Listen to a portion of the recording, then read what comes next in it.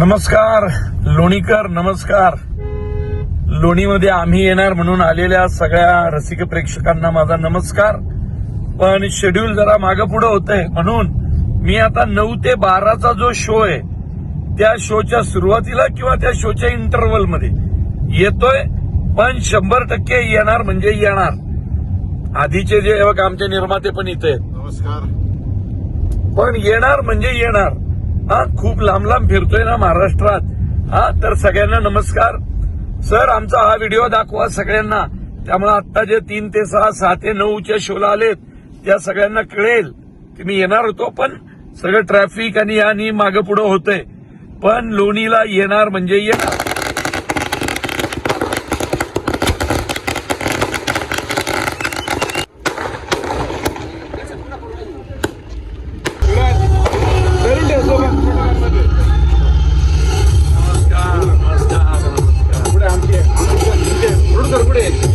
आमच्या गावाले या वाणी साहेब, वाणी साहेब या.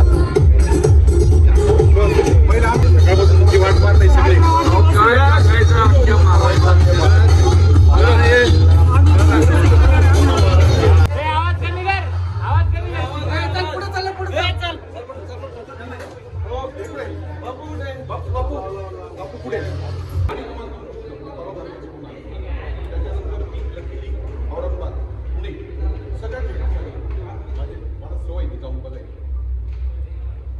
उलटी परिस्थिती होती. म्हणजे असं व्हायचं आपल्या मराठीला लोक आपला पिक्चर संभाजीनगरला पोल, पुण्यात नाही पोल, आणि हिंदी पिक्चरला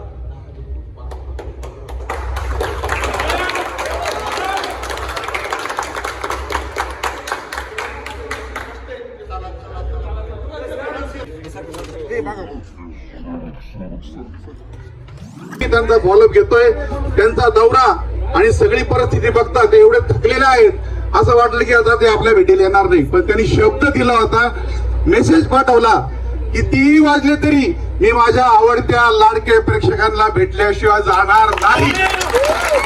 आणि आपला मराठी माणूस शब्दाला किती पक्का आहे याची जाणीव आम्हाला आज झालेली आहे.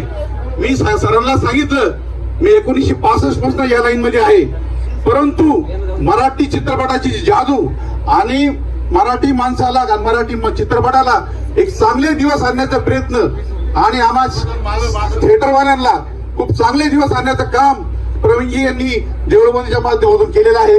मी फार वेळ घेणार नाही. मी माईक आता प्रवीणजीच्या हातात देतो, ते आपल्याशी संवाद साधतील. राम राम.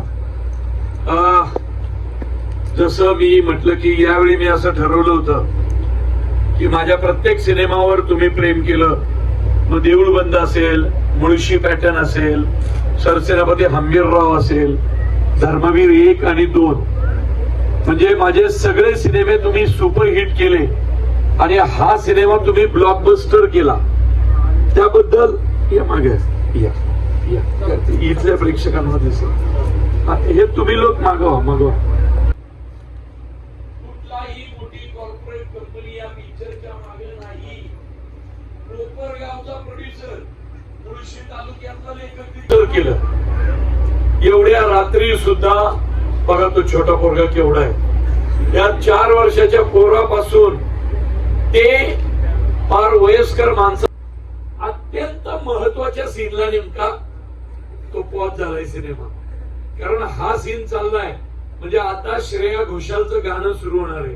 तुकाराम महाराजांचा खूप मोठा अभंग येतो आणि अत्यंत महत्वाचं सगळे जे सीन आहेत ते नेमके आता या 10 सेकंदानंतर सुरू होतील. त्यामुळं मी सगळ्यांचे आभार मानतो.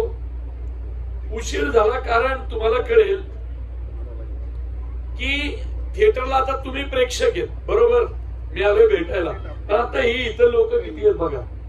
असं प्रत्येक थिएटरला यांना फोटो देण्यातच माझे 4-4 आणि 5-5 तास गेले. त्यामुळं जे ऑडियन्सला भेटणं जे असायचं त्याला मला म्हणजे ही आमची कुठेतरी चूक होती की 1965 सालापासून चालू असलेलं थिएटर मला माहित नव्हतं. 1900 सहकार चळवळ इथून सुरू झालेलं तुमचं गाव काय छोटं मोठं गाव नाहीये. लोणी प्रवरा इतिहास असलेलं गाव आहे. या गावाने अख्ख्या महाराष्ट्राला सहकार चळवळ शिकवली. पण त्या गावातल्या थिएटरला मी आलो नाही. कसा मराठी सिनेमावर तिथला माणूस प्रेम करणार? आणि म्हणून ठरवलं की सिनेमा शेतकऱ्यांचा. मग फिरणार जिथं जिथं शेतकरी आहे तिथं तिथं प्रत्येक गावात. त्यामुळे मी सगळं थांबवलंय माझं काम बी. आणि म्हणून हा रिझल्ट आहे.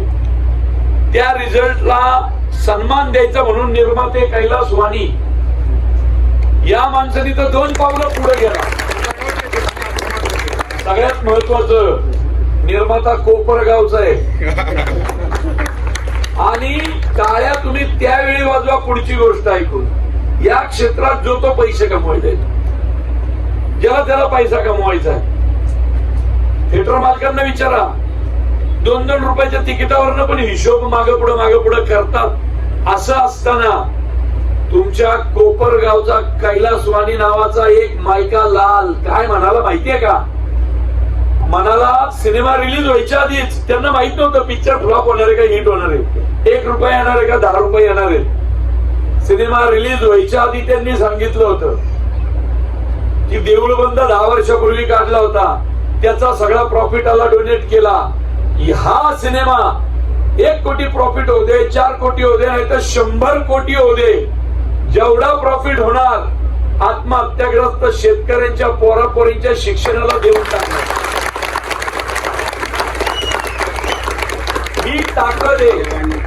ही ताकद आहे कोपरगावच्या माणसाची. ही ताकद आहे मराठी सिनेमाची. आणि ही ताकद आहे मराठी माणसाची. रात्री 11:15 करतोय. हे थिएटर आहे लोणी प्रवरानगर, नाथगंगा थिएटर. 1965 पासून हे थिएटर आहे. गर्दी बघायची आहे. रात्रीच्या शोला कसा वाटला लोणीकर सिनेमा? हे बघा, लोकांची गर्दी बघा. आणि माफी मागतो. धन्यवाद.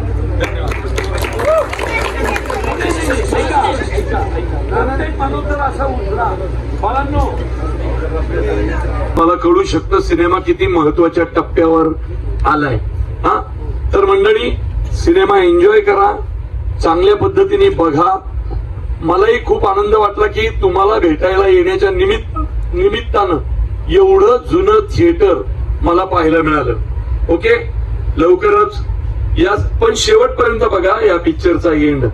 ते आता कळलं असेल का ते. हा शेवटपर्यंत बघा, काहीतरी चांगलं पाहायला मिळेल. ओके, पुढचा भाग पण तेवढा जोरात असेल.